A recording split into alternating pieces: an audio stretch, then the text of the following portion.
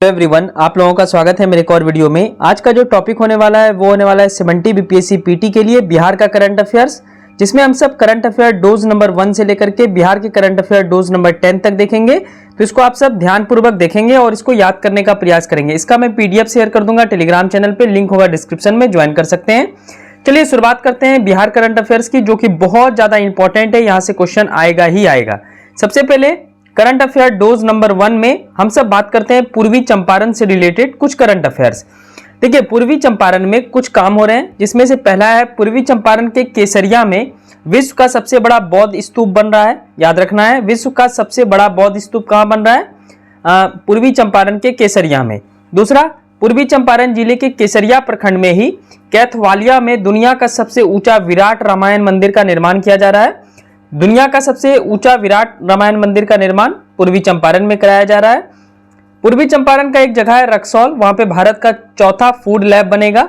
उसके बाद है बापूधाम मोतिहारी रेलवे स्टेशन को गोल्ड रेटिंग मिला है। पांचवा है मोतिहारी के गांधी मैदान से 22 दिसंबर 2021 को नीतीश कुमार द्वारा समाज सुधार अभियान की शुरुआत की गई। तो ये थोड़ा पुराना है, फिर भी आप ध्यान में रखेंगे। छठा है चंदहिया में महात्मा गांधी पर थीम पार्क बन रहा है, ये उतना इंपॉर्टेंट नहीं है। सातवां इंपॉर्टेंट है पिपरा कोठी, एक जगह है पूर्वी चंपारण में, जहां पे देश का पहला पशु प्रजनन उत्कृष्टता केंद्र खोला जा रहा है। ठीक है, तो पूर्वी चंपारण से रिलेटेड ये 7 करंट अफेयर्स याद रखेंगे, जिसमें से छठा नंबर उतना महत्वपूर्ण नहीं है, लेकिन बाकी 6 का 6 आपको याद रहना चाहिए। 1, 2, 3, 4, 5 और 7। ठीक है, आगे बढ़ते हैं। चलिए नेक्स्ट डोज नंबर 2 देखते हैं। तो खेलो इंडिया यूथ गेम्स 2024 के बारे में क्या क्या तथ्य निकलता है। तो इसका आयोजन तमिलनाडु में हुआ और यह 6वां संस्करण था। बिहार का स्थान 21वां रहा। बिहार ने कुल 5 पदक जीते, जिसमें 2 स्वर्ण, 2 रजत और 1 कांस्य पदक शामिल है। अब इसमें आपको याद रखना है स्वर्ण पदक जीतने वाले। तो आरा के शुभम कुमार ने तीरंदाजी में स्वर्ण पदक जीता, वहीं गोपालगंज के दुर्गा सिंह ने दौड़ में स्वर्ण पदक जीता। तो इन दोनों का नाम आपको याद रखना है। और ये खेलो इंडिया यूथ गेम्स 2024 ये 6वां संस्करण था और ये तमिलनाडु में हुआ था। ठीक है, बिहार का रैंक रहा 21वां। चलिए नेक्स्ट डोज देखते हैं, डोज नंबर 3 बिहार और पद्म पुरस्कार 2023। तो 2023 वाला भी पद्म पुरस्कार आपको देखना है और 2024 वाला भी। तो पहले 23 वाला हम सब देखते हैं। तो वर्ष 2023 में 3 व्यक्ति को पद्मश्री दिया गया था। पहला श्रीमती सुभद्रा देवी, इनका संबंध कहां से? तो मधुबनी जिले से है और ये मिथिला लोक चित्रकला, ठीक है, इनसे रिलेटेड है। इन्हें कला के क्षेत्र में दिया गया था पद्मश्री। दूसरा है श्री आनंद कुमार, इनको कौन नहीं जानता है, सुपर 30 के संचालक है। इन्हें शिक्षा और साहित्य के क्षेत्र में दिया गया। उसके बाद है श्री कपिल देव प्रसाद, ये 52 बूटी बुनाई के क्षेत्र में इन्हें दिया गया और ये नालंदा के हैं और इन्हें कला के क्षेत्र में दिया गया। तो सुभद्रा देवी और कपिल देव प्रसाद को कला के क्षेत्र में, वहीं श्री आनंद कुमार को शिक्षा और साहित्य के क्षेत्र में पद्मश्री अवार्ड मिला है। चलिए नेक्स्ट देखते हैं बिहार और पद्म पुरस्कार 2024।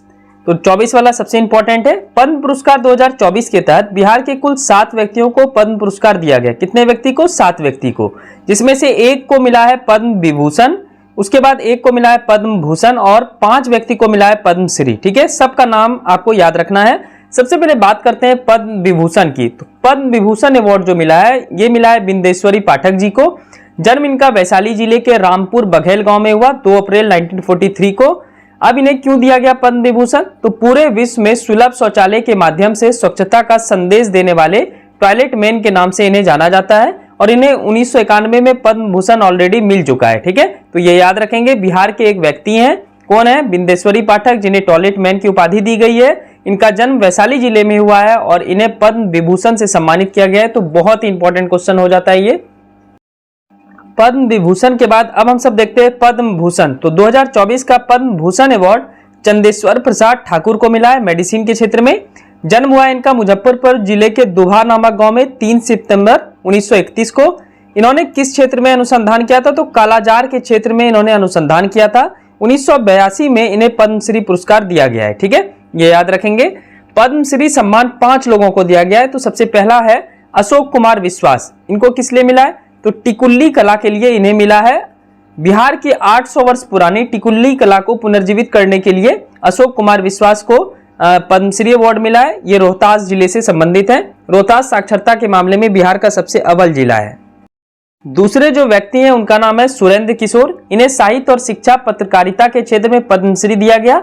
इनका जन्म सारण जिले में हुआ है। ठीक है, तीसरा है राम कुमार मलिक, ये ध्रुपद गायन कला के क्षेत्र में इन्हें मिला है और इनका संबंध दरभंगा जिले से है। ये सब याद रखेंगे, किस क्षेत्र में इन्होंने काम किया है उस हिसाब से आपको याद रखना है। चौथा है शांति देवी पासवान, मधुबनी पेंटिंग में गोदना शैली कला के क्षेत्र में दिया गया है और लहरियागंज मधुबनी से इनका संबंध है। G20 सम्मेलन में चंद्रयान 3 पर पेंटिंग बनाकर लोगों को ध्यान आकर्षित किया था। ठीक है, तो इसको याद रखेंगे, शांति देवी पासवान, ये बहुत ही इंपॉर्टेंट पर्सन हो जाती है।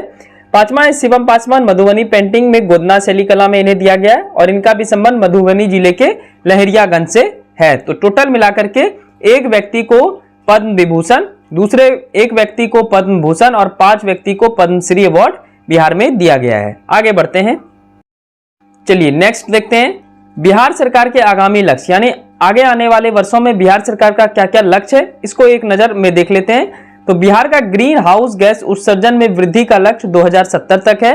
बिहार सरकार शून्य कार्बन उत्सर्जन का लक्ष्य 2040 तक प्राप्त कर लेगी। हेपेटाइटिस को पूरी तरह से खत्म करने का लक्ष्य 2035 तक है। एड्स को समाप्त करने का लक्ष्य 2030 तक है, जबकि भारत का लक्ष्य एड्स को समाप्त करने का 2025 तक है। ठीक है, बिहार में सड़क दुर्घटना में 50% तक कमी लाने का लक्ष्य 2030 तक है। हरित आवरण और पर्यावरण संतुलन को बढ़ाने के लिए 5 करोड़ पौधे लगाने का लक्ष्य 2025 तक है और 100% साक्षरता प्राप्त करने का लक्ष्य 2030 तक है। ठीक है, तो ये कुछ लक्ष्य है बिहार सरकार का, इसको आपको हमेशा याद रखना है। चलिए नेक्स्ट क्वेश्चन देखते हैं। नेक्स्ट है आपका लक्ष्य चल रहा है आत्मनिर्भर बिहार के साथ निश्चय 2 के 7 लक्ष्यों को प्राप्त करने का समय सीमा 2025 तक है। हर खेत में पानी का लक्ष्य 2025 तक है। ठीक है, ये लक्ष्य है। बिहार में 7000 गांव को दुग्ध सहकारी समिति से अनाच्छादित करने का लक्ष्य 2024-25। 2024 में क्या क्या है, तो बिहार राजस्व विभाग द्वारा बिहार में भूमि सर्वेक्षण के कार्य को पूरा करने का लक्ष्य 2024। अभी आप देखते होंगे बहुत सारा भूमि सर्वेक्षण हो रहा है बिहार में, तो ये इसी लक्ष्य के तहत किया जा रहा है। पटना मेट्रो रेल परियोजना का कार्य पूर्ण करने का लक्ष्य सितंबर 2024 तक है। ठीक है, इसको याद रखिए। चलिए नेक्स्ट देखते हैं दूसरा राष्ट्रीय बहुआयामी गरीबी सूचकांक 2023 और बिहार। चलिए इसको देख लीजिए, ये रिपोर्ट बहुत ही इंपॉर्टेंट है। देखिए, राष्ट्रीय बहुआयामी गरीबी सूचकांक ये जारी जो करता है, ये नीति आयोग जारी करता है। 17 जुलाई 2024 को जारी किया गया।